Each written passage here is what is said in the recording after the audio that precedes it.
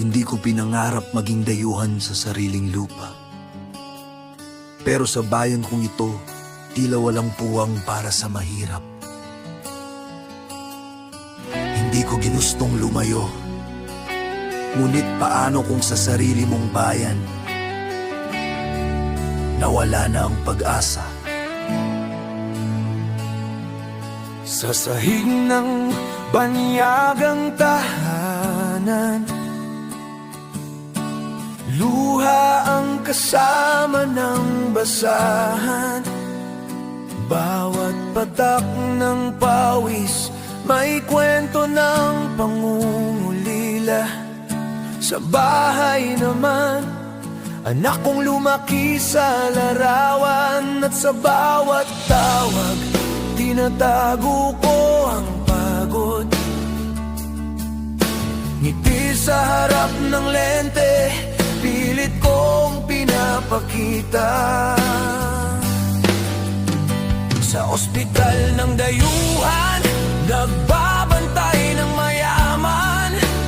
Habang sariling ina, di ko man lang maalagaan. Bayan kong sinumpa ng katiwalian at pangako. Kay daming may talento, ngunit walang puwang sa sariling lupain.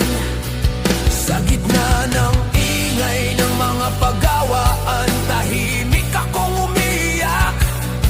Itinatago ang lungkot, pangungulila sa mga mahal sa buhay. Gising sa dilim, tulog sa init, palaging pagod. Habang sa gobyerno, mga opisyal naglalasing sa kaban. Samantalang kami rito, unti-unting nilalaso ng katawan. Para lang sa kinabukasan.